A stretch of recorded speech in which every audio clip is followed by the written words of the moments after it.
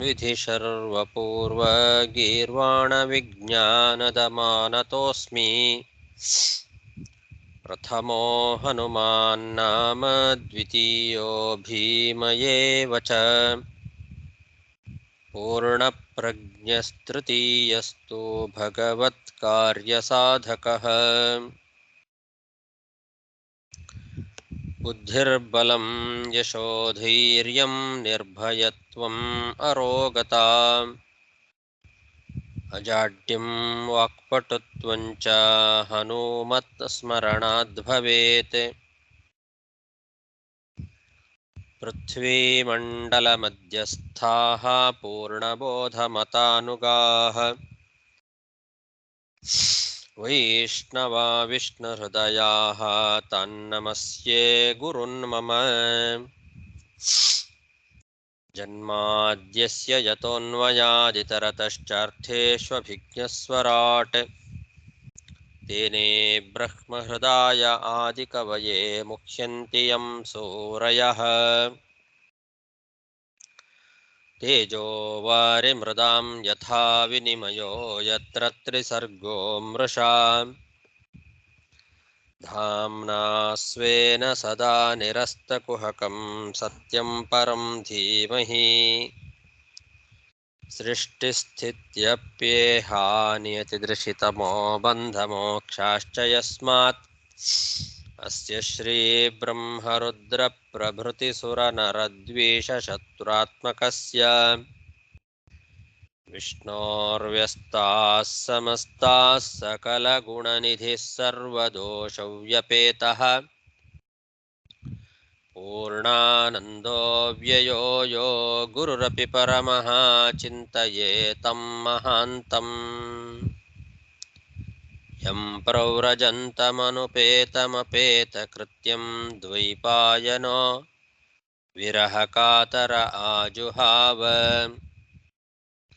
पुत्रेति तन्मयतया तरवोऽपि नेदुः तं सर्वभूतहृदयं मुनिमानतोऽस्मि श्रीगुरुभ्यो नमः हरिः ओम्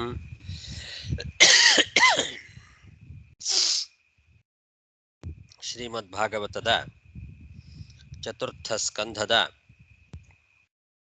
21ನೇ ಅಧ್ಯಾಯದಲ್ಲಿ ಇವತ್ತು 40ನೇ ಶ್ಲೋಕ. ಅಶ್ನಾತ್ಯನಂತ ಖಲು ತತ್ವಕೋವಿದೈಃ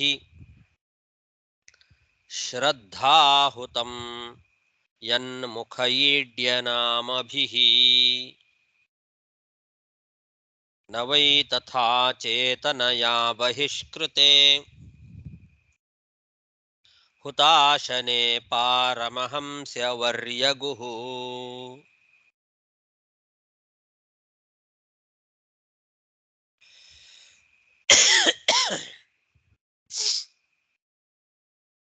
ಬ್ರಾಹ್ಮಣರಲ್ಲಿ ನಾವೆಲ್ಲ ವಿನೀತರಾಗಿ ಆ ಬ್ರಾಹ್ಮಣ ಕುಲವನ್ನ ಸೇವೆ ಮಾಡಬೇಕು ಅಂತನ್ನೋದನ್ನ ಪೃಥು ಮಹಾರಾಜ ಎಲ್ಲ ರಾಜರುಗಳಿಗೆ ಕಿವಿ ಮಾತನ್ನ ಹೇಳ್ತಾ ಇದ್ದಾನೆ. ಅದು ಈ ಶ್ಲೋಕದಲ್ಲೂ ಕೂಡ ಮುಂದುವರಿತಾ ಇದೆ. ಈ ಕಾರಣದಿಂದಲೂ ಕೂಡ ಬ್ರಾಹ್ಮಣ ಕುಲ ಸೇವೆಯನ್ನ ನಾವೆಲ್ಲ ಮಾಡಬೇಕು, ಅದು ಭಗವಂತನ ಪ್ರೀತಿಗೆ ಕಾರಣವಾಗ್ತದೆ ಅಂತ ಹೇಳ್ತಾ ಇದ್ದಾನೆ. ಏನು ಅಂದ್ರೆ, ಬ್ರಾಹ್ಮಣರಲ್ಲಿ, ಅದರಲ್ಲೂ ಯತಿಗಳು, ಸನ್ಯಾಸಿಗಳೇನಿದ್ದಾರೆ, ಬ್ರಾಹ್ಮಣ ಸನ್ಯಾಸಿಗಳಲ್ಲಿ ಭಗವಂತನ ಸನ್ನಿಧಾನ ಬಹಳಷ್ಟು ಇರ್ತದೆ. ವಿಶೇಷವಾಗಿ ಭಗವಂತನ ಸನ್ನಿಧಾನಕ್ಕೆ ಪಾತ್ರರಾಗಿರ್ತಕ್ಕಂಥವರು ಬ್ರಾಹ್ಮಣರು, ಅದರಲ್ಲೂ ಯತಿಗಳು. ಈ ಒಂದು ತತ್ವವನ್ನ ತಿಳಿದವರು ಶ್ರದ್ಧೆಯಿಂದ ಬ್ರಾಹ್ಮಣರ, ಯತಿಗಳ ಮುಖದಲ್ಲಿ ಹೋಮ ಮಾಡಿದ ಅನ್ನವನ್ನ, ಅಂದರೆ ಬ್ರಾಹ್ಮಣರ ಯತಿಗಳಿಗೆ ಭಿಕ್ಷಾ ಪ್ರದಾನವನ್ನು ಮಾಡಿಸೋದು. ಆ ಅನ್ನವನ್ನ ಸಾಕ್ಷಾತ್ ಭಗವಂತ ಉಂಡು ಅನಂತ ಫಲವನ್ನ ನಮಗೆ ಕೊಡ್ತಾನೆ.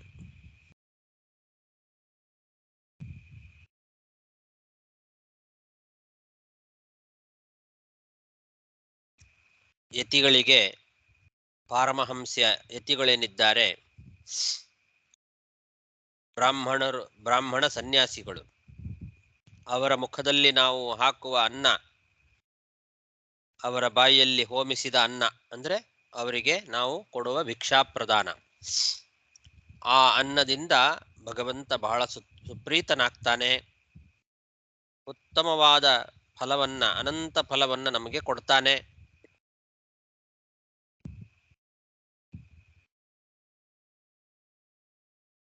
ಅದು ಬಿಟ್ಟು ಬುದ್ಧಿ ಇಲ್ಲದೆ, ಶ್ರದ್ಧೆ ಇಲ್ಲದೆ, ಅಥವಾ ಶ್ರದ್ಧೆಯಿಂದ ಮಾಡಿದ್ರೂ ಕೂಡ ಜಡವಾದ ಅಗ್ನಿಯಲ್ಲಿ ನಾವು ಇಂದ್ರಾಯ ಸ್ವಾಹ, ಅಗ್ನಯೇ ಸ್ವಾಹ ಅಂತ ಹೇಳಿ ಜಡವಾದಂತಹ ಅಗ್ನಿ ಮೊದಲಾದವುಗಳಲ್ಲಿ ಯಾಗದೇವತಾ ನಾಮಗಳನ್ನು ಉಚ್ಚಾರ ಮಾಡುವ ಪೂರ್ವಕವಾಗಿ ಶ್ರದ್ಧೆಯಿಂದ ಹೋಮ ಮಾಡಿದರೆ ಅಷ್ಟು ಪ್ರೀತಿಯಿಂದ ಭಗವಂತ ಉಣ್ಣೋದಿಲ್ಲ ಅಂತಾರೆ. ಪಾರಮಹಂಸ್ಯರಾದ ಬ್ರಾಹ್ಮಣ ಯತಿಗಳೇನಿದ್ದಾರೆ, ಅವರ ಬಾಯಿಯಲ್ಲಿ ಅನ್ನವನ್ನ ನಾವು ಹೋಮ ಮಾಡಿದಾಗ ಯಾವ ರೀತಿ ಅತ್ಯಂತ ಪ್ರೀತಿಯಿಂದ ಭಗವಂತ ಅದನ್ನ ಉಣ್ತಾನೋ, ಅಷ್ಟು ಪ್ರೀತಿಯಿಂದ ನಾವು ಶ್ರದ್ಧೆಯಿಂದ ಅಗ್ನಿಯಲ್ಲಿ ಹೋಮ ಮಾಡಿದರೂ ಕೂಡ, ನಾಮೋಚ್ಚಾರಣ ಪೂರ್ವಕವಾಗಿ ಅಗ್ನಿಯನ್ನ ಪ್ರತಿಷ್ಠೆ ಮಾಡಿ ಆ ಅಗ್ನಿಯಲ್ಲಿ ಹೋಮ ಮಾಡಿದರೂ ಕೂಡ ಭಗವಂತ ಉಣ್ಣೋದಿಲ್ಲ. ಯಾಕೆ ಅಂದರೆ ಪರಮಹಂಸರು ಭಗವತ್ ಪರವಾದ ವೇದಾದಿ ಶಾಸ್ತ್ರ ವಿಚಾರಪರರಾಗಿರ್ತಾರೆ. ಭಗವಂತನಿಗೆ ಅವರು ಅಂದ್ರೆ ಬಹಳ ಇಷ್ಟ. ಜಡವಾದ ಅಗ್ನಿಗಿಂತ ಚೇತನರಾದಂತಹ ಬ್ರಾಹ್ಮಣರು, ಯತಿಗಳು ಬಹಳ ಪ್ರೀತಿಪಾತ್ರರು ಭಗವಂತನಿಗೆ. ಹಾಗಾಗಿ ಆ ಕಾರಣದಿಂದಲೂ ಕೂಡ ನಾವು ವಿಶೇಷವಾಗಿ ಬ್ರಾಹ್ಮಣರನ್ನ ಸೇವೆ ಮಾಡಬೇಕು. ಅದರಲ್ಲೂ ಯತಿಗಳನ್ನ ವಿಶೇಷವಾಗಿ ಭಗವಂತನ ಸನ್ನಿಧಾನ ಪಾತ್ರರು ಅಂತ ತಿಳಿದು ಸೇವೆಯನ್ನ ಮಾಡಬೇಕು ಅಂತ ಪೃಥು ಮಹಾರಾಜ ಎಲ್ಲ ರಾಜರುಗಳಿಗೆ ಉಪದೇಶ ಮಾಡ್ತಾ ಇದ್ದಾನೆ. ಇಲ್ಲಿ ಪಾರಮಹಂಸ್ಯ ವರ್ಯಗುಹು ಅಂತ ಒಂದು ಶಬ್ದ ಇದೆ ಕೊನೆಗೆ. ಪಾರಮಹಂಸ್ಯ ವರ್ಯಗುಹು. ಆದರೆ ಬೇರೆ ವ್ಯಾಖ್ಯಾನಕಾರರು ಪಾರಮಹಂಸ್ಯ ಪರ್ಯಗುಹು ಅನ್ನೋ ಪಾಠ ತಗೊಂಡಿದ್ದಾರೆ.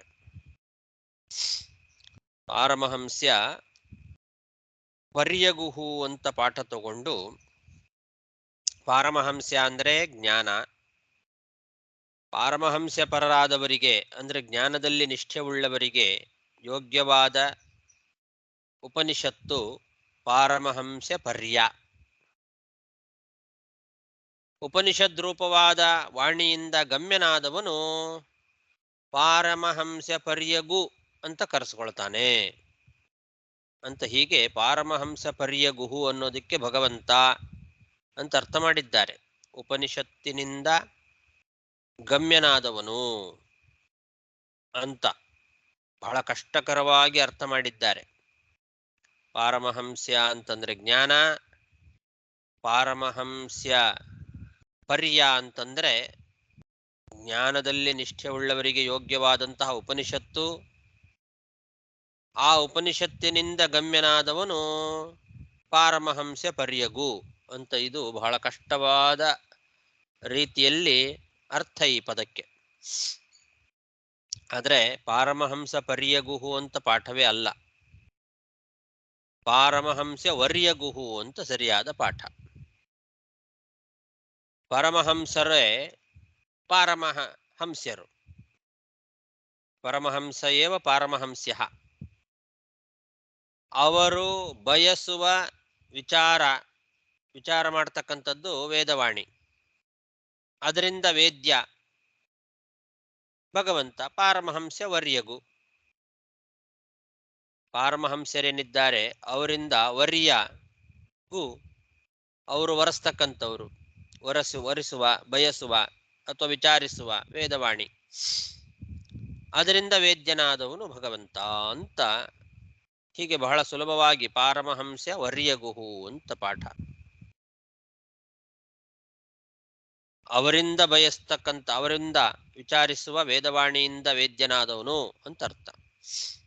ಹೀಗೆ ಜಡವಾದ ಅಗ್ನಿಗೂ ವೇದ ವಿಚಾರ ಮಾಡತಕ್ಕಂತಹ ಬ್ರಾಹ್ಮಣನಿಗೂ ಅಷ್ಟೊಂದು ಅಂತರ ಇದೆ ಅನ್ನೋದನ್ನ ಈ ಒಂದು ವ್ಯಾಖ್ಯಾನ ನಮಗೆ ತಿಳಿಸಿಕೊಡ್ತಾ ಇದೆ. ಪಾರಮಹಂಸ ವರ್ಯಗುಹು ಅನ್ನೋ ಶಬ್ದದಿಂದ ಸನ್ಯಾಸಿಗಳು ಅವರು ವಿಚಾರ ಮಾಡುವ ವೇದವಾಣಿ, ಅದರಿಂದ ಪ್ರತಿಪಾದ್ಯ ಭಗವಂತ ಅಂತ ಹೇಳುವ ಮೂಲಕ ಆ ಭಗವಂತನ ಸನ್ನಿಧಾನ ಅವರಲ್ಲಿ ಯಾಕೆ ಅಗ್ನಿಗಿಂತಲೂ ಜಾಸ್ತಿ ಇದೆ, ಜಡವಾದ ಅಗ್ನಿಗಿಂತ ಈ ಸನ್ಯಾಸಿಗಳಲ್ಲಿ ಯಾಕೆ ಜಾಸ್ತಿ ಇದೆ ಭಗವಂತನ ಸನ್ನಿಧಾನ ಅಂದರೆ, ಅವರು ಪರಮಹಂಸ ಸನ್ಯಾಸಿಗಳು ಅವರು ವೇದಾದಿಶಾಸ್ತ್ರ ವಿಚಾರವನ್ನ ಮಾಡ್ತಾರೆ ಅನ್ನೋ ಅರ್ಥ ಅದರಿಂದಲೇ ಗೊತ್ತಾಗ್ತದೆ. ಪಾರಮಹಂಸ ವರ್ಯ ಗುಹು ಅನ್ನೋ ಪದದಿಂದ.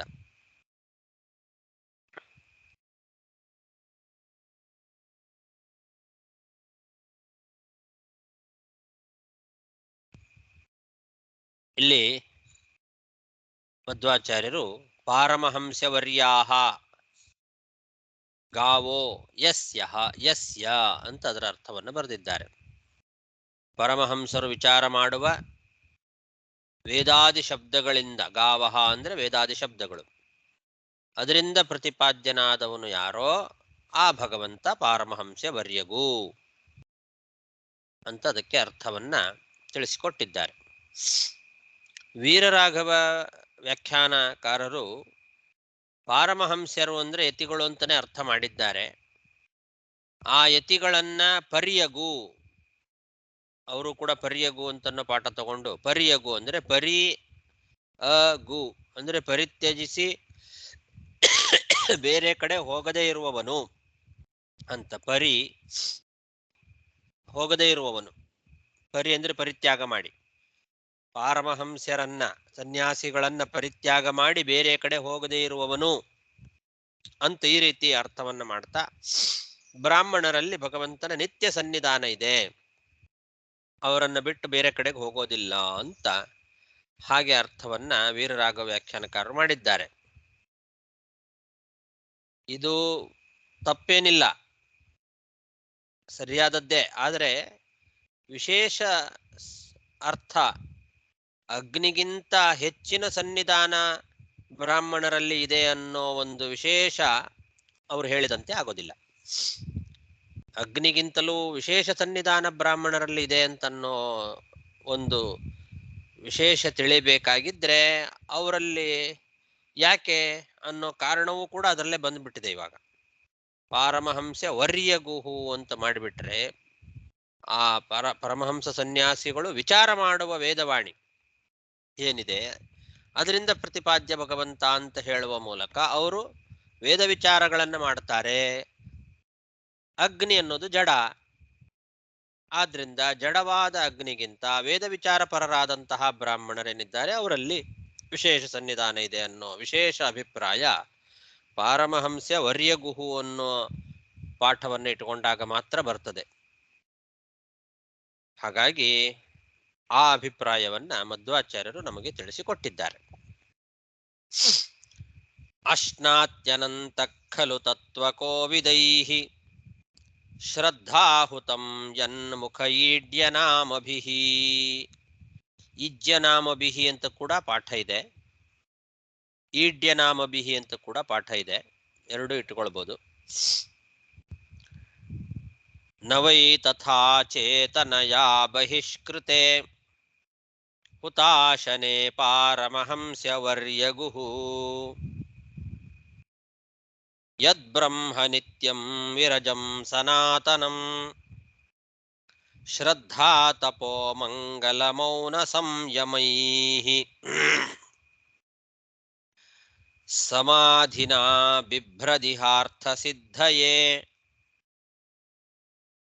ಯತ್ರೇದಮಾದರ್ಶ ಇವಾವಭಾಸತೆ.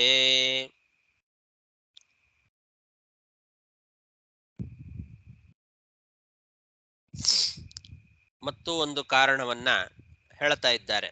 ಬ್ರಾಹ್ಮಣ ಸೇವೆಯನ್ನ ಅವಶ್ಯವಾಗಿ ಯಾಕೆ ಮಾಡಬೇಕು? ಬ್ರಾಹ್ಮಣ ಕುಲವನ್ನ ಕ್ಷತ್ರಿಯರು ಸದಾ ಕಾಲ ಸೇವೆ ಮಾಡಬೇಕು. ಯಾಕೆಂದ್ರೆ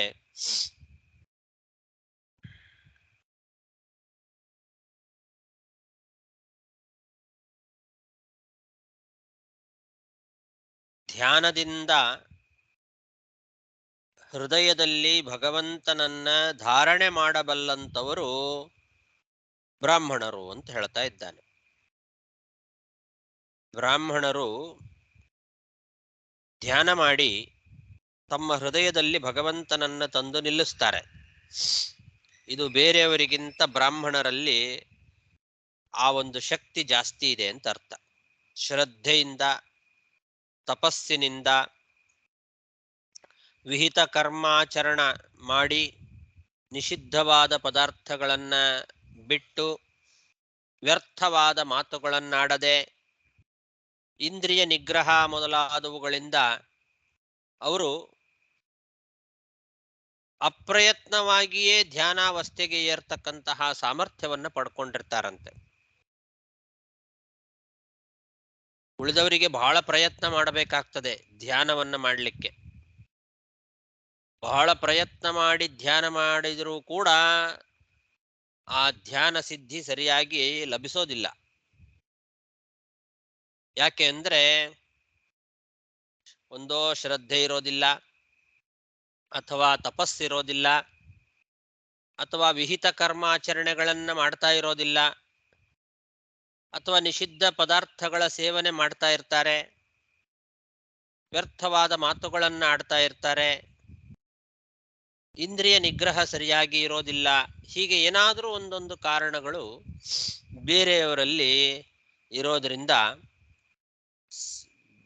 ಧ್ಯಾನ ಬಹಳ ಕಷ್ಟಕರವಾಗ್ತದೆ. ಆದರೆ ಬ್ರಾಹ್ಮಣರಲ್ಲಿ ಇದೆಲ್ಲ ಇರ್ತದೆ.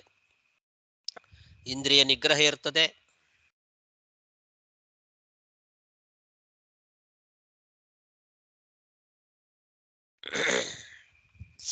ಶ್ರದ್ಧಾ ತಪೋ ಮಂಗಲ ಮೌನ ಸಂಯಮೈಹಿ ಅಂತ ಇಷ್ಟು ವಿಶೇಷಣ ಬ್ರಾಹ್ಮಣರಲ್ಲಿ ಇದೆಲ್ಲ ಇರ್ತದೆ ಅಂತ ಹೇಳ್ತಾ ಇದ್ದಾರೆ. ಶ್ರದ್ಧೆ ಇರ್ತದೆ, ತಪಃ ಅಂದ್ರೆ ತಪಸ್ಸಿರ್ತದೆ, ಆಮೇಲೆ ವಿಹಿತ ಕರ್ಮಾಚರಣೆ ಮಾಡಿ ನಿಷಿದ್ಧ ಪದಾರ್ಥಗಳನ್ನ ಬಿಟ್ಟಿರ್ತಾರೆ.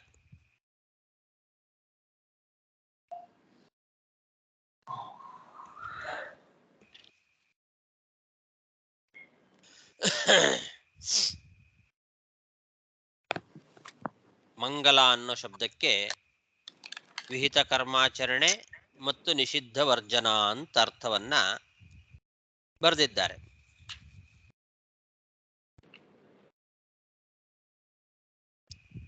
ಆಚಾರಹೀನಂ ನ ಪುನಂತಿ ವೇದಾಹ ಅಂತ ಮಾತಿದೆ. ಯಾರಿಗೆ ಆಚಾರ ಇಲ್ಲವೋ ಅವರಿಗೆ ವೇದಗಳು ಫಲ ಕೊಡೋದಿಲ್ಲ. ಹಾಗಾಗಿ ಮಂಗಲ ಅನ್ನೋ ಶಬ್ದಕ್ಕೆ ಒಳ್ಳೆ ಆಚಾರ, ವಿಹಿತವಾದ ಆಚರಣೆ ಉಳ್ಳವರು, ವಿಹಿತ ಧರ್ಮಾಚರಣೆಯನ್ನು ಮಾಡ್ತಕ್ಕಂಥವರು, ನಿಷಿದ್ಧವಾದ ಪದಾರ್ಥಗಳನ್ನು ಬಿಟ್ಟವರು ಅನ್ನೋ ಅರ್ಥವನ್ನ ಯಾದವಾರ್ಯರು ಬರೆದಿದ್ದಾರೆ.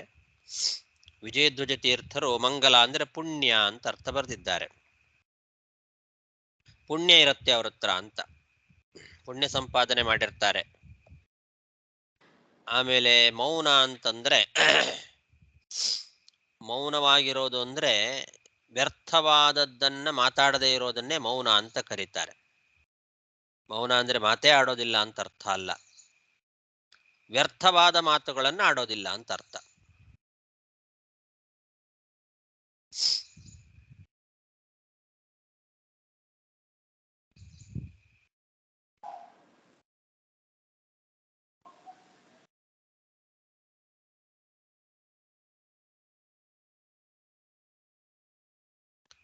ಯಾದವಾರ್ಯರು ಮಂಗಲ ಅಂತನ್ನೋ ಶಬ್ದಕ್ಕೆ ವಿಹಿತ ಕರ್ಮಾಚರಣ ಮತ್ತು ನಿಷಿದ್ಧ ಪದಾರ್ಥಗಳ ವರ್ಜನ ಅನ್ನೋ ಅರ್ಥವನ್ನೇನು ಬರೀತಾರೆ, ಅದಕ್ಕೆ ಒಂದು ವಾಕ್ಯವನ್ನು ಕೂಡ ಉದಾಹರಿಸ್ತಾರೆ.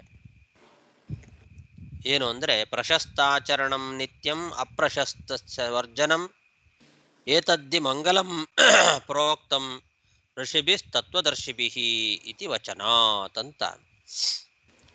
ವಿಹಿತಾಚರಣ, ಪ್ರಶಸ್ತವಾದದ್ದನ್ನು ಆಚರಣೆ ಮಾಡೋದು, ನಿತ್ಯ ಮತ್ತು ಅಪ್ರಶಸ್ತವಾದದ್ದನ್ನು ಬಿಡೋದು, ಇದನ್ನೇ ಮಂಗಲ ಎಂಬುದಾಗಿ ಋಷಿಗಳು ತತ್ವದರ್ಶಿಗಳು ಕರೀತಾರೆ ಎನ್ನುವ ವಾಕ್ಯವನ್ನು ಉದಾಹರಿಸಿ ಮಂಗಲ ಅನ್ನೋ ಶಬ್ದಕ್ಕೆ ಈ ಅರ್ಥವನ್ನು ಬರೆದಿದ್ದಾರೆ. ವಿಹಿತ ಕರ್ಮಾಚರಣೆ ಮಾಡ್ತಾ ಇರಬೇಕು, ನಿಷಿದ್ಧವಾದದ್ದನ್ನು ಬಿಟ್ಟಿರಬೇಕು, ಅದಕ್ಕೆ ಮಂಗಲ ಅಂತ ಹೆಸರು.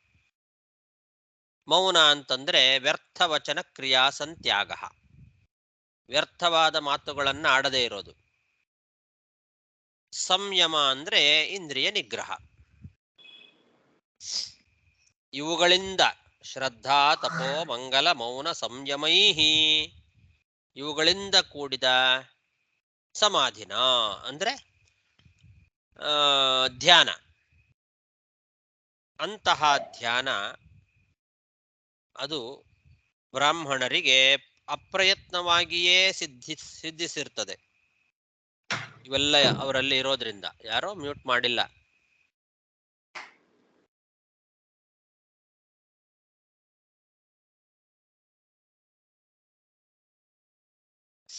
ಅವರಲ್ಲಿ ಅಪ್ರಯತ್ನವಾಗಿಯೇ ಇಂತಹ ಒಂದು ಧ್ಯಾನ ಅವಸ್ಥೆ ಅವರಿಗೆ ಸುಲಭವಾಗಿ ಇರ್ತದೆ. ಆದ್ದರಿಂದ ಅವರಲ್ಲಿ ಭಗವಂತ ಹೃದಯದಲ್ಲಿ ಬಂದು ಕೂತಿರ್ತಾನೆ. ಅದಕ್ಕೆ ದೃಷ್ಟಾಂತ ಯತ್ರೇದ ಮಾದರ್ಶ ಇವಾವ ಭಾಸತೆ ಅಂತ. ಸ್ವಚ್ಛವಾದ ಕನ್ನಡಿಯಲ್ಲಿ ನಮ್ಮ ಪ್ರತಿಬಿಂಬ ಅಂತನ್ನೋದು ಹೇಗೆ ಸ್ವಚ್ಛವಾಗಿ ಕಾಣಿಸ್ತದೋ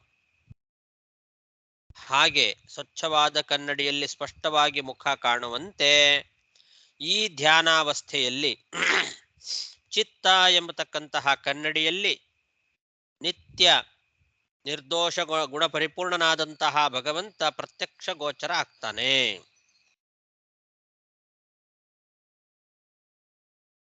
ಅವರ ಚಿತ್ತ ಅಂತನ್ನೋ ಕನ್ನಡಿ ಸ್ವಚ್ಛವಾಗಿರ್ತದೆ.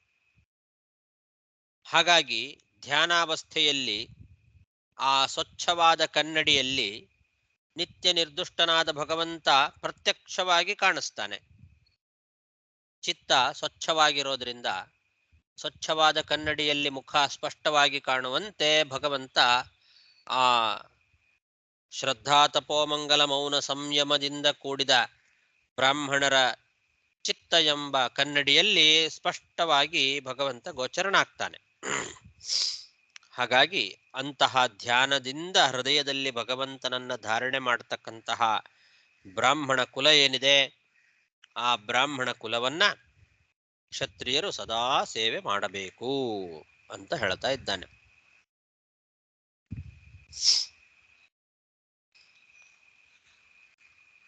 ಯದ್ ಬ್ರಹ್ಮ ನಿತ್ಯಂ ವಿರಜಂ ಸನಾತನಂ ಶ್ರದ್ಧಾ ತಪೋ ಮಂಗಲ ಮೌನ ಸಂಯಮೈಃ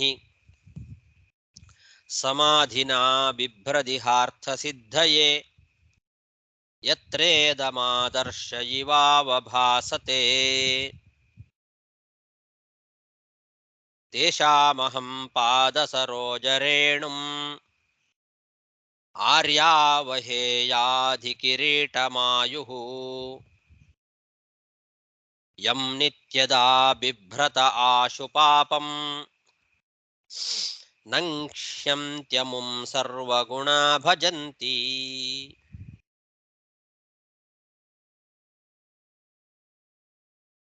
ಹಾಗೆ ಋತು ಮಹಾರಾಜ ತನ್ನ ಮಾತನ್ನ ಮುಂದುವರಿಸ್ತಾ ಹೇಳ್ತಾನೆ, ಎಲೆ ಸಭಾಸದರೇ, ಪೂಜ್ಯರಾದಂತಹ ಸಭಾಸದರೇ, ನಾನು ಇಂತಹ ಬ್ರಾಹ್ಮಣರ ಪಾದಕಮಲಗಳ ಧೂಳಿಯನ್ನ ನಾನು ಬದುಕಿರುವವರೆಗೂ ಕೂಡ ನನ್ನ ಕಿರೀಟದಲ್ಲಿ ಹೊತ್ತುಕೊಳ್ತೇನೆ ಅಂತಾನೆ. ಇದುವರೆಗೂ ಹೇಳಿದ ಬ್ರಾಹ್ಮಣ ಕುಲ ಏನಿದೆ, ಇಂತಹ ಬ್ರಾಹ್ಮಣರೇನಿದ್ದಾರೆ, ಅಂತಹ ಬ್ರಾಹ್ಮಣರ ಪಾದ ಕಮಲದ ಧೂಳನ್ನ ನನ್ನ ಕೊನೆ ಉಸಿರು ಇರುವವರೆಗೂ ಕೂಡ ನಾನು ಆ ಪಾದ ಕಮಲದ ಧೂಳನ್ನ ನನ್ನ ಕಿರೀಟದಲ್ಲಿ ಹೊತ್ತುಕೊಂಡು ತಿರುಗಾಡ್ತೇನೆ. ತೇಷಾಮಹಂ ಪಾದ ಸರೋಜ ರೇಣುಂ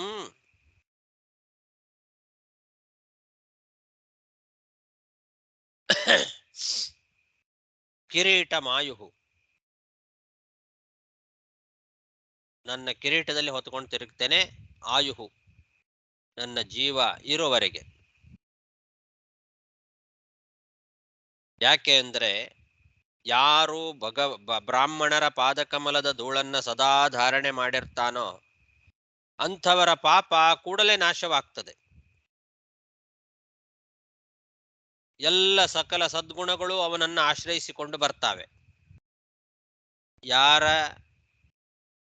ತಲೆಯ ಮೇಲೆ ಬ್ರಾಹ್ಮಣರ ಪಾದ ಧೂಳು ಇರ್ತದೋ ಅಂಥವರ ಪಾಪಗಳೆಲ್ಲ ನಾಶವಾಗ್ತವೆ.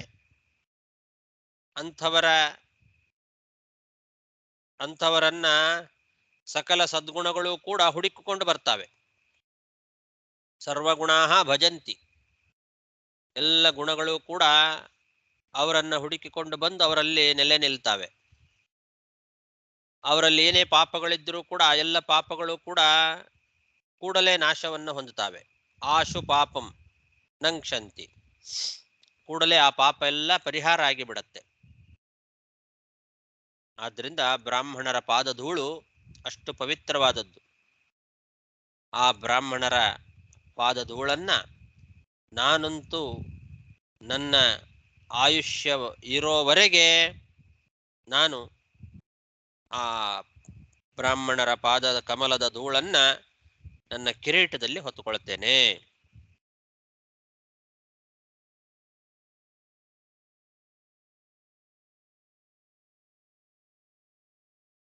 ನೀವು ಹಾಗೆ ಮಾಡ್ರಿ ಅಂತ ಎಲ್ಲ ರಾಜರಿಗೆ ಹೇಳ್ತಾ ಇದ್ದಾನೆ. ಅಧಿಕಿರೀಟಂ ಅಂದ್ರೆ ಕಿರೀಟದ ಮೇಲೆ, ವಹೇಯ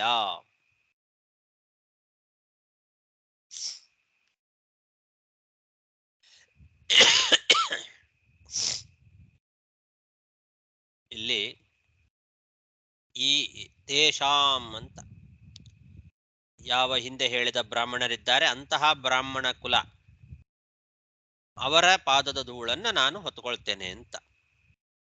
ಇದುವರೆಗೂ ಹೇಳಿದ ಬ್ರಾಹ್ಮಣರ ಲಕ್ಷಣ ಇದು. ನಾವೆಲ್ಲ ಬ್ರಾಹ್ಮಣರಾಗಿ ಸುಮ್ಮನೆ ಹೆಸರಿಗೆ ಬ್ರಾಹ್ಮಣರಾಗಿದ್ದೇವೆ ಅನ್ನೋದನ್ನ ಇದನ್ನ ತಿಳ್ಕೊಳ್ಬಹುದು. ಬ್ರಾಹ್ಮಣರು ಹೇಗಿರಬೇಕು, ಬ್ರಾಹ್ಮಣರ ಲಕ್ಷಣ ಏನು, ಇದರಲ್ಲಿ ಎಷ್ಟು ಲಕ್ಷಣಗಳು ನಮ್ಮಲ್ಲಿದೆ ಅನ್ನೋದನ್ನ ತಿಳ್ಕೊಳ್ಬೇಕು. ಬ್ರಾಹ್ಮಣರ ಮಹತ್ವ ಎಷ್ಟಿದೆ, ಯಾಕೆ ಬ್ರಾಹ್ಮಣರಲ್ಲಿ ಈಗ ಆ ಶಕ್ತಿ ಇಲ್ಲ ಅಂತಂದ್ರೆ ಬ್ರಾಹ್ಮಣ್ಯವೇ ಇಲ್ಲ. ಶ್ರದ್ಧಾ, ತಪೋ, ಮಂಗಲ, ಮೌನ, ಸಂಯಮ ಇವೆಲ್ಲ ಬ್ರಾಹ್ಮಣರ ಲಕ್ಷಣ. ಇದೆಲ್ಲ ಕ್ಷಣಿಸಿ ಹೋಗ್ತಾ ಇದೆ. ಬ್ರಾಹ್ಮಣರಲ್ಲಿ ಇದ್ಯಾವುದು ಇಲ್ಲ. ಹಾಗಾಗಿ ಬ್ರಾಹ್ಮಣ್ಯ ಅನ್ನೋದು ಉಳಿತಾ ಇಲ್ಲ. ಬ್ರಾಹ್ಮಣರ ತಪಸ್ಸು ಇಲ್ಲ. ಬ್ರಾಹ್ಮಣರಿಗೆ ಅವರಲ್ಲೇ ಶ್ರದ್ಧೆ ಇಲ್ಲ. ನಮ್ಮ ಬ್ರಾಹ್ಮಣ ಕುಲದಕ್ಕೆ ಎಷ್ಟೊಂದು ಶಕ್ತಿ ಇದೆ ಅಂತ ಅನ್ನೋದು ಗೊತ್ತಿಲ್ಲದೆ ಸುಮ್ಮನೆ ಬ್ರಾಹ್ಮಣರಾಗಿ ಹುಟ್ಟಿ ಶ್ರದ್ಧೆ ಇಲ್ಲದೆ, ಬ್ರಾಹ್ಮಣ್ಯದಲ್ಲೇ ಶ್ರದ್ಧೆ ಇಲ್ಲದೆ ನಡ್ಕೊಳ್ತಾ ಇದ್ದಾರೆ. ತಪಸ್ಸು ಇಲ್ಲ, ವಿಹಿತ ಕರ್ಮಾಚರಣೆ ಇಲ್ಲ, ನಿಷಿದ್ಧ ಪದಾರ್ಥಗಳ ವರ್ಜನ ಇಲ್ಲ, ಎಲ್ಲ ತಿನ್ನೋದು. ವೇದಶಾಸ್ತ್ರಗಳ ಅಧ್ಯಯನ ಇಲ್ಲ, ಅಧ್ಯಾಪನ ಇಲ್ಲ, ಪಾಠ ಪ್ರವಚನಗಳು ಇಲ್ಲ, ವ್ಯರ್ಥವಾದ ಮಾತುಗಳನ್ನು ಆಡೋದು. ವ್ಯರ್ಥ ಮಾತು ಅಂತಂದ್ರೆ ಭಗವತ್ಪರವಲ್ಲದ ಮಾತುಗಳೆಲ್ಲವೂ ವ್ಯರ್ಥವೇ. ಯಾವುದರಿಂದ ಭಗವಂತನಿಗೆ ಪ್ರೀತಿ ಉಂಟಾಗೋದಿಲ್ವೋ ಅದೆಲ್ಲ ವ್ಯರ್ಥ. ಹಾಗಾಗಿ ವೇದ ಪುರಾಣ ಇತಿಹಾಸಗಳ ಮಾತುಗಳಲ್ಲದೆ ಬೇರೆ ಯಾವ ಮಾತುಗಳನ್ನು ಆಡಿದ್ರೂ ಅದೆಲ್ಲ ವ್ಯರ್ಥವಾದ ಮಾತುಗಳೇ. ಮತ್ತೊಬ್ಬರ ಸೇವೆಯನ್ನು ಮಾಡೋದೇ ಒಂದು ದೊಡ್ಡ ದೋಷ. ಬ್ರಾಹ್ಮಣರು ಯಾವತ್ತೂ ಕೂಡ ಇನ್ನೊಬ್ಬರ ಸೇವೆ ಮಾಡಬಾರದು. ಹಾಗಾಗಿ ಕಂಪನಿಗಳಲ್ಲಿ ಕೆಲಸ ಮಾಡೋದೇ ಒಂದು ದೊಡ್ಡ ದೋಷ.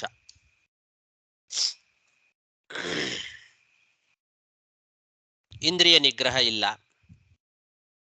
ಹೀಗೆ ಬ್ರಾಹ್ಮಣ್ಯ ಅಂತನ್ನೋದು ತಪ್ಪಿ ಹೋಗಿದೆ.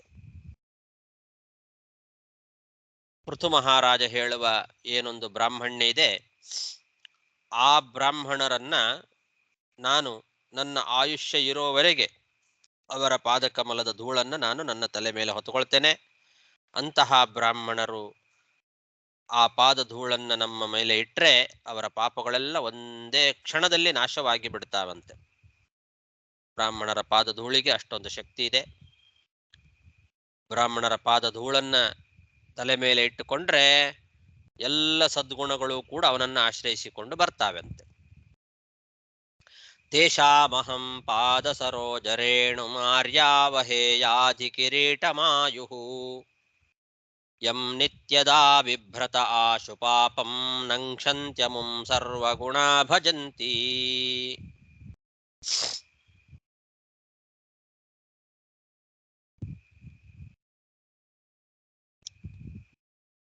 ಗುಣಾಲಯಂ ಶೀಲಧನಂ ಕೃತಜ್ಞಂ ಶ್ರದ್ಧಾಶ್ರಯಂ ಸಂವೃಣತೇನು ಸಂಪದಃ ಪ್ರಸೀದತಾಂ ಬ್ರಹ್ಮಕುಲಂ ಗವಾಂ ಚ ಜನಾರ್ದನಃ ಸಾನುಚರಶ್ಚ ಮಹ್ಯಂ.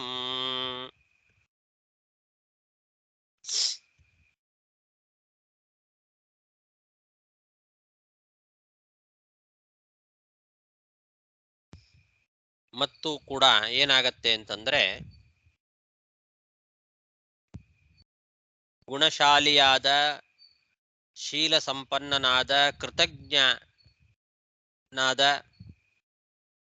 ಹಾಗೂ ಶ್ರದ್ಧಾಳುವಾದ ಮನುಷ್ಯನ ಹತ್ತಿರ ಸಂಪತ್ತುಗಳು ತಾವಾಗೆ ಬಂದು ಸೇರ್ತಾವೆ.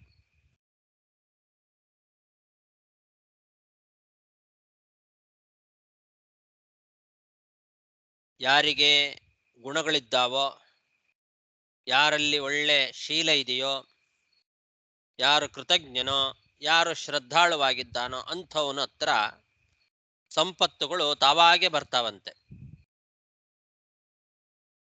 ಆದ್ರಿಂದ ನಾವು ಗುಣಶಾಲಿಗಳಾಗಬೇಕು, ಶೀಲವನ್ನ ಪಡ್ಕೊಳ್ಬೇಕು. ಶೀಲ ಅಂತಂದ್ರೆ ಒಳ್ಳೆ ನಡತೆ. ಗುಣಾಲಯಂ ಶೀಲಧನಂ ಕೃತಜ್ಞಂ, ಮತ್ತು ಕೃತಜ್ಞರಾಗಿರಬೇಕು. ಶ್ರದ್ಧಾಶ್ರಯಂ, ಶ್ರದ್ಧೆಯನ್ನ ಪಡ್ಕೊಳ್ಬೇಕು. ಶ್ರದ್ಧೆ ಇರಬೇಕು, ಕೃತಜ್ಞರಾಗಿರಬೇಕು, ಒಳ್ಳೆ ಶೀಲಧನ ಅಂದ್ರೆ ಒಳ್ಳೆ ನಡತೆ ಉಳ್ಳವರಾಗಿರಬೇಕು. ಗುಣಾಲಯಂ, ಒಳ್ಳೆ ಗುಣ ಇರಬೇಕು. ಇಂಥವರು ಯಾರಿದ್ದಾರೋ ಅವರಲ್ಲಿ ಸಂಪದ, ಸಂಪತ್ತುಗಳು ತಾವಾಗೆ ಬರ್ತಾವೆ, ಬಂದು ಸೇರ್ತಾವೆ. ಆದ್ರಿಂದ ನನ್ನಲ್ಲಿ ಬ್ರಾಹ್ಮಣ ಕುಲ ಮತ್ತು ಗೋವುಗಳ ಸಂತತಿ ಮತ್ತು ವೇದಶಾಸ್ತ್ರಗಳ ಕುಲ, ಇದರ ಜೊತೆಗೆ ಸಪರಿವಾರನಾದಂತಹ ಭಗವಂತ ಅವನು ಬಂದು ಸದಾ ನನ್ನ ಜೊತೆಯಲ್ಲಿ ಇರಲಿ, ಅವನು ಪ್ರಸನ್ನನಾಗಲಿ ಅಂತ ಪ್ರಸೀದತಾಂ ಬ್ರಹ್ಮಕುಲಂ ಗವಾಂಚ ಜನಾರ್ದನ ಸಾನುಚರಶ್ಚ ಮಖ್ಯಂ. ನನ್ನ ಮೇಲೆ ಬ್ರಾಹ್ಮಣ ಕುಲ ಪ್ರಸನ್ನವಾಗಲಿ, ಗೋವುಗಳ ಕುಲ ಪ್ರಸನ್ನವಾಗಲಿ, ವೇದಶಾಸ್ತ್ರಗಳ ಕುಲ ಅದು ಪ್ರಸನ್ನವಾಗಲಿ, ಸಪರಿವಾರನಾದಂತಹ ಭಗವಂತ ಜನಾರ್ದನ ಅವನು ಪ್ರಸನ್ನನಾಗಲಿ ಅಂತ. ಬ್ರಾಹ್ಮಣರನ್ನ, ಗೋವುಗಳನ್ನ, ವೇದಶಾಸ್ತ್ರಗಳನ್ನ ಮತ್ತು ಭಗವಂತನನ್ನ ನಾವು ಪ್ರಸನ್ನೀಕರಿಸ್ಕೊಳ್ಬೇಕು. ಇದೆಲ್ಲವೂ ನನ್ನ ಜೊತೆಯಲ್ಲಿ ಯಾವಾಗಲೂ ಇದ್ದು ಪ್ರಸನ್ನವಾಗಿ ನನ್ನ ಮೇಲೆ ಅನುಗ್ರಹವನ್ನ ಮಾಡಲಿ ಅಂತ ಕೇಳ್ಕೊಳ್ತಾ ಇದ್ದಾನೆ ಆ ಪೃಥು ಮಹಾರಾಜ. ಬ್ರಾಹ್ಮಣ ಕುಲ ಮತ್ತು ಗೋವುಗಳು ಮತ್ತು ವೇದಶಾಸ್ತ್ರ ಮತ್ತು ಭಗವಂತ ಇವೆಲ್ಲವೂ ಕೂಡ ನನ್ನ ಮೇಲೆ ಪ್ರಸನ್ನವಾಗಲಿ, ಯಾವಾಗಲೂ ನನ್ನ ಮೇಲೆ ಪ್ರಸನ್ನವಾಗಲಿ. ಪ್ರಸೀದತಾಂ, ಹಾಗಿದ್ದು ಬಿಟ್ರೆ ನಮ್ಮನ್ನು ಹುಡುಕಿಕೊಂಡು ಸಂಪತ್ತು ತಾನಾಗೆ ಬರ್ತದೆ ಅಂತ.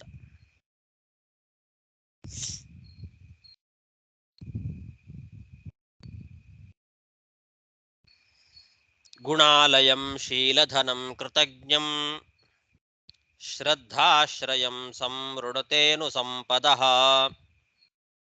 ಪ್ರಸೀದತಾಂ ಬ್ರಹ್ಮಕುಲಂ ಗವಾಂಚ ಜನಾರ್ದನ ಸಾನುಚರಶ್ಚ ಮಹ್ಯಂ. ಸಾಕು. ಶ್ರೀಕೃಷ್ಣಾರ್ಪಣಮಸ್ತು. ನಮಸ್ಕಾರ ಗುರುಗಳು. ಪ್ರಶ್ನೆ ಕೇಳ್ಕೊಂಡ್ರೆ ಕೇಳಿ.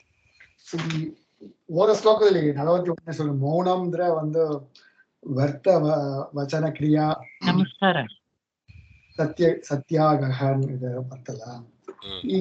ಇದರಲ್ಲಿ ಬಂದು ನಾವು ಸುಮುದ ವಿಜಯ ತಗೊಂಡ್ರೆ ನಾವು 6ನೇ ಅಧ್ಯಾಯದಲ್ಲಿ ಬಂದು ಆಚಾರ್ಯರು ಬಂದು ಇದಕ್ಕೆ ಹೋಗ್ತಾರೆ,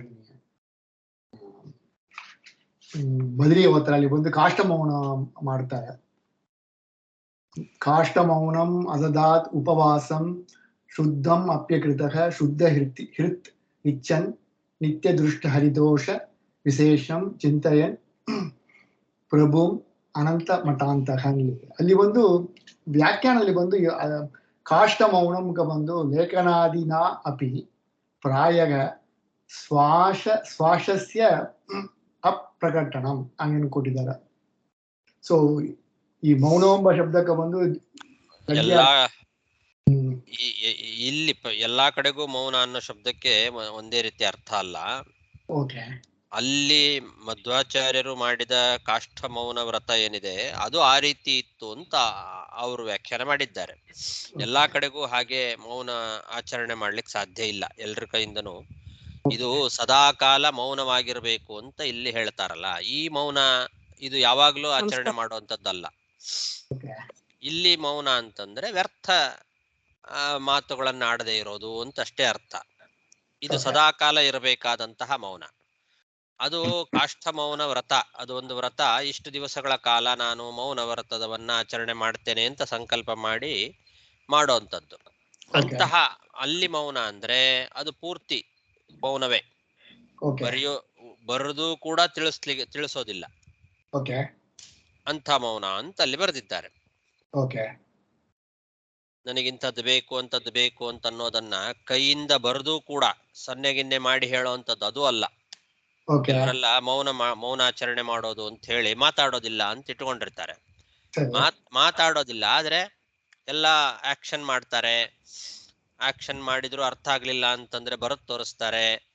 ಬರೀ ಎಲ್ಲಾ ಆಕ್ಷನ್ ಮೇಲೆ ಅನ್ನೋದ್ರ ಮೇಲೆನೆ ಎಲ್ಲ ನಡೆಯುತ್ತೆ. ಮೌನ ಮಾಡಿ ಉಪಯೋಗ ಇಲ್ಲ.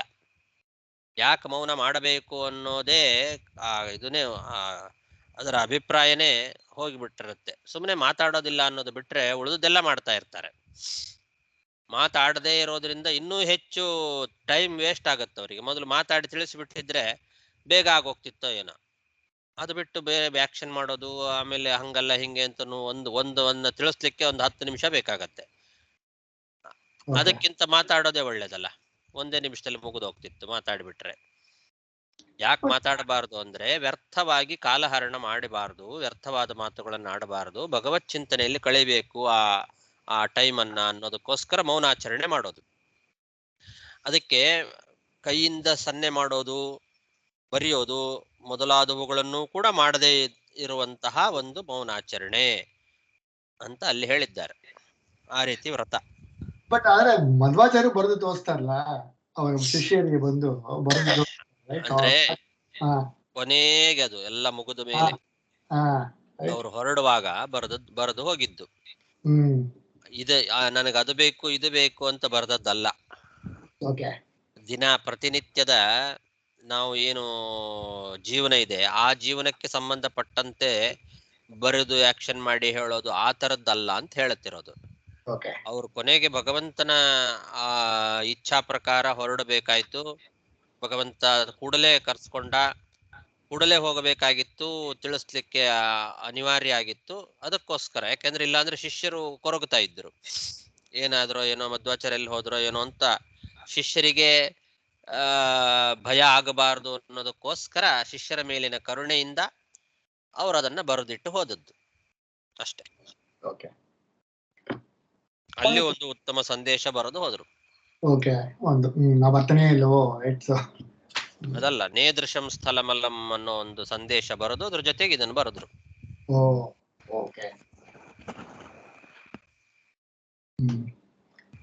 ಆಮೇಲೆ ಈ 40ನೇ ಶ್ಲೋಕದಲ್ಲಿ ಹೇಳ್ತಾರೆ ಪರಮಹಂಸಸ್ಯ ವರ್ಯಗುಹು ಎಂಬುದು ಅದೇ ಹೇಗೆ ನೀವು ವಿಗ್ರಹ ವಾಕ್ಯ ಮಾಡಿದ್ರೆ ಸರ್? ಗೋ ಶಬ್ದ, ಗೋ ಅಂದ್ರೆ ವೇದವಾಣಿ, ಪರಮಹಂಸ ಏವ ಪಾರಮಹಂಸ್ಯಂ. ಪಾರಮಹಂಸ್ಯಂ ಏನಿದೆ ಅಲ್ಲಿ ಮುಂದೆ ಆಚಾರ್ಯ ಪರ್ಯಗು ಅಲ್ಲ, ವರ್ಯಗುಹು, ವರ. ಪಾರಮಹಂಸ್ಯ ವರ ಗು. ವರ ಅಂದ್ರೆ ವರ್ಣೀಯ, ಅವರು ವರಿಸ್ತಕ್ಕಂಥದ್ದು. ಆ ಸನ್ಯಾಸಿಗಳಿಂದ ವರಿಸುವ ಅಂದ್ರೆ ವಿಚಾರ ಮಾಡುವ ಗು ವೇದವಾಣಿ. ಅವರು ಯಾವುದನ್ನು ವಿಚಾರ ಮಾಡ್ತಾರೆ? ವೇದವಾಕ್ಯಗಳನ್ನ ವಿಚಾರ ಮಾಡ್ತಾರೆ. ಉಪನಿಷತ್ತುಗಳು, ವೇದವಾಕ್ಯಗಳು, ಅವುಗಳಿಂದ ಪ್ರತಿಪಾದ್ಯ ಅಂತ ಅರ್ಥ.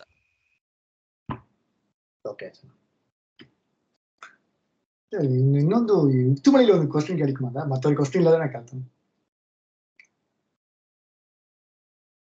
ಯುಕ್ತಿಮಳಿಲಿ ಆಚಾರ್ಯ ನೀವು ಒಂದು ಸಂಸಾರಾಂಬ ಶಬ್ದಕ್ಕೆ ದೇವರು ನಿತ್ಯ ಮುಕ್ತ ರೈಟ್. ಸೊ ಆದ್ರಿಂದ ಅವನಿಗೆ ದುಃಖ ಬರೋದಿಲ್ಲ. ಸೊ ಅವನಿಗೆ ಒಂದು ಪ್ರಾಕೃತ ದೇಹ ಇಲ್ಲ, ನಿತ್ಯ ಮುಕ್ತ ಆದ್ರಿಂದ ಬರೋದಿಲ್ಲ ಎಂಬ ಒಂದು ಮಾತೇಳಿ. ಸಂಸಾರಾಂಬ ಶಬ್ದಕ್ಕೆ ಬಂದು ದುಃಖ ಇಲ್ಲ ಎಂಬ ಒಂದು ಅರ್ಥ, ರೈಟ್? ದುಃಖ ಇಲ್ಲ ಎಂಬುದಕ್ಕೆ ಸಂಸಾರ ಅರ್ಥ, ರೈಟ್? ದುಃಖ ಇರೋದು ಇಲ್ಲ, ಐ ಮೀನ್ ದುಃಖ ಇರೋದು ಸಂಸಾರ. ಆ ದುಃಖ ಇಲ್ಲದನಾಲ ಬಂದು ದೇವರಿಗೆ ಬಂದ ದುಃಖ ಕಡಿಯಾದ ನಿತ್ಯ ಮುಕ್ತ ಹಂಗೆ ಎಂಬುದು, ರೈಟ್? ಸೊ ಈ ಭಗವದ್ಗೀತೆಯಲ್ಲಿ ಬಂದು ಟೀಕಾರಾಯರು ಬರ್ತಾರೆ ಸಂಸಾರ ಅಂದ್ರೆ ಸಂಸರತಿ ಇತಿ ಸಂಸಾರ ಕೊಟ್ಟಿದ್ದಾರೆ. ಹಂಗಂದ್ರೆ ಏನಂತ ಮತ್ತೆ ಮತ್ತೆ ಬರುತ್ತೆ ಅಂತ. ಸರತಿ ಅಂದ್ರೆ ಒಂದಾದ್ಮೇಲೆ ಹುಟ್ಟು ಸಾವು ಹೀಗೆ ಕಂಟಿನ್ಯೂ ಆಗ್ತಾ ಇರ್ತದೆ ಅಂತ. ಒಂದೊಂದ್ ಕಡೆಗೆ ಒಂದೊಂದು ಅರ್ಥ. ಸಂಸಾರ, ಎಲ್ಲವೂ ಸಂಸಾರ ಅನ್ನೋ ಶಬ್ದಕ್ಕೆ ಅನೇಕ ಅರ್ಥ ಇದೆ. ಸರಿ, ಅದೆಲ್ಲವೂ ಸಂಸಾರವೇ. ಈ ರೀತಿಯಾದ ಲೌಕಿಕವಾದ ಸಂಸಾರ ಅನ್ನೋದು ಭಗವಂತನಿಗಿಲ್ಲ ಅಂತ ಅರ್ಥ. ನಾವಲ್ಲಿ ಹೇಳ್ತಾ ಇರೋದು, ಅವರು ಸಂಸಾರ ನಮ್ಮಲ್ಲಿದ್ದಂತೆ ಅವನಿಗೂ ಇದೆ, ಅವನಿಗೂ ಹೆಂಡತಿ ಇದ್ದಾರೆ, ಅವನಿಗೂ ಮಕ್ಕಳಿದ್ದಾರೆ, ಅವನಿಗೂ ಪರಿವಾರ ಇದೆ, ಆದ್ರಿಂದ ಅವನು ಸಂಸಾರಿ ಅಂತ ಆಕ್ಷೇಪ ಮಾಡ್ತಾರಲ್ಲ ಜೈನರು, ಬೌದ್ಧರು. ಅದನ್ನ ಖಂಡನೆ ಮಾಡ್ಲಿಕ್ಕೋಸ್ಕರ ಅಲ್ಲಿ ಆತರ ಹೇಳಿದ್ದು ಅಷ್ಟೇ. ಸಂಸಾರ ಅನ್ನೋ ಶಬ್ದಕ್ಕೆ ಅದು ಅರ್ಥ ಇದೆ. ಇನ್ನೊಂದು ಸರಿ, ಈ ಜೈನ ಮತದಲ್ಲಿ ಬಂದು ಮೋಕ್ಷ ಎಂಬುದು ಮೇಲೆ ಮೇಲೆ ಹೋಗಾದೆ ಹಾಗೇನು ಹೇಳಿರಿ ನೀವು. ಸೊ ಈ ತರ ಇನ್ನೊಂದು ಏನ್ ಹೇಳಿರಿ, ಅವನಿಗೆ ಬಂದು ತನ್ನ ಸ್ನೇಹಿತರು ಕೂಡ ಸಂಪರ್ಕ ಉಂಟು, ಹೆಂಗಸು ಕೂಡ ಸಂಪರ್ಕ ಇಲ್ಲ ಹಂಗೆ ಎಂಬ ಒಂದು ಮಾತು ಹೇಳಿರಿ. ಅದೆಲ್ಲ ಎಲ್ಲಿ ಮೋಕ್ಷದಲ್ಲಿ ನಡೀತೀಯಾ, ಎಲ್ಲಿ ನಡೀತಾ? ಆ ಪಾಯಿಂಟ್ ಅವ್ರು ಎಲ್ಲಿ ತಗೊಂಡ್ಬರ್ತಾರ? ಮೋಕ್ಷದಲ್ಲಿ ಅಂತ ಹೇಳ್ತಾರ ಅವ್ರು. ಮೋಕ್ಷದಲ್ಲಿ ಸ್ತ್ರೀಯರೇ ಇಲ್ಲ ಅಂತ ಹೇಳ್ತಾರ ಅವ್ರು. ಸ್ತ್ರೀ ಅನ್ನೋದೇ ಮೋಕ್ಷದಲ್ಲಿ ಇಲ್ವೇ ಇಲ್ಲ ಅಂತ ಅವ್ರದ್ದು ವಾದ. ಮೋಕ್ಷ ಅಂತಂದ್ರೆ ಸುಮ್ಮನೆ ಮೇಲೆ ಹೋಗ್ತಾ ಇರೋದು ಅಂತಾರೆ. ಓಕೆ. ಸತತ ಊರ್ಧ್ವಗಮನ, ಅದು ಮೋಕ್ಷ ಅವ್ರ ಪ್ರಕಾರ. ಆ ಸತತ ಊರ್ಧ್ವಗಮನದಲ್ಲಿ ಬಂದು ಹೆಂಗಸು ಇಲ್ಲ, ಇವರು ಕೂಡ ಸಂಪರ್ಕ ಇದೆ ಅಂದ್ರೆ ಓದ್ತಾ ಇಲ್ಲ ಅಂದ್ರೆ ಅವ್ರು ಕೂಡ ಸಂಪರ್ಕ ಹೋಗ್ತಾ ಇರುವಾಗ ಪಕ್ಕದಲ್ಲಿ ಸ್ನೇಹಿತರು ಇರ್ತಾರೆ. ಓಕೆ. ಸ್ನೇಹಿತರ ಸಂಪರ್ಕ ಆಗ್ತದೆ, ಸ್ನೇಹಿತರ ಜೊತೆಗೆ ಹೋಗ್ತಾ ಇರೋದು, ಸರಿ. ಹೆಂಗಸರು ಇರೋದಿಲ್ಲ. ಓಕೆ. ಆ ಮೋಕ್ಷ ಒಂದು ಹೋಗ್ತಂದ್ರೆ ಅವ್ರು ಏನ್ ಸಾಧನೆ ಮಾಡ್ಬೇಕು ಹೇಳ್ತಾರೆ? ಅದೇ ಈ ಅಹಿಂಸಾ ಮೊದಲಾದ ಸಾಧನೆಗಳೇನಿದ್ದಾವಲ್ಲ, ಸರಿ. ಅವ್ರು ಹೇಳೋ ಸಾಧನೆಗಳು, ಅದನ್ನೆಲ್ಲ ಮಾಡಿದ್ರೆ ಎಲ್ಲ ನಾಶ ಆಗತ್ತೆ, ಪಾಪಗಳೆಲ್ಲ ನಾಶ ಆಗಿ ಹೋಗ್ತೇವೆ, ಸತತೋರ್ಧ್ವಗಮನ ಅನ್ನೋ ಮೋಕ್ಷ ಸಿಗತ್ತೆ ಅಂತ ಅವ್ರದ್ದು ಕೆಲವು ಸಾಧನೆಗಳಿದ್ದಾವೆ. ಸರಿ. ಓಕೆ. ಅಹಿಂಸೆಯೇ ಪ್ರಧಾನ. ಹೆಂಗಸರಿಯ ಹುಟ್ಟಿದವರು ಮೋಕ್ಷ ಇಲ್ಲ ಅಂದ್ರೆ ಏನು ಅವ್ರು ಏನಾಗತ್ತ ಅವ್ರ ಗತಿ ಅಂತ? ಅವ್ರ ಮುಂದೆ ಗಂಡಸರಾಗ್ತಾರೆ ಅಂತ. ಪಾಪದಿಂದ ಹೆಣ್ಣಾಗಿರ್ತಾರೆ, ಅವ್ರದ್ದು ಸಾಧನೆ ಮುಗಿದು ಅವರು ಆಮೇಲೆ ಗಂಡ ಆಗ್ತಾರೆ ಅಂತ. ಹಾಗೆ ಇರ್ಬೋದು ಮೋಸ್ಟ್ಲಿ, ನನಗೆ ಅಷ್ಟು ಇನ್ನೂ ಪೂರ್ತಿ ಅದು ಕರೆಕ್ಟಾಗಿ ಗೊತ್ತಿಲ್ಲ. ಅಂತ ಮೋಕ್ಷದಲ್ಲಿ ಹೆಣ್ಣು ಇರೋದಿಲ್ಲ ಅನ್ನೋದು ಅಷ್ಟು ಹೇಳ್ತಾರ ಅವರು.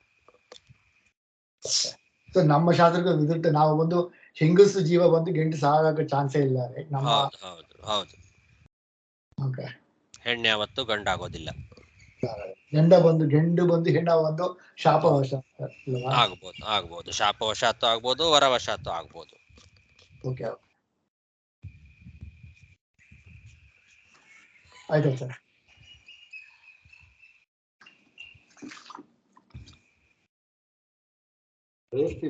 ನಮಸ್ಕಾರ. ಹರೇ ನಮಃ.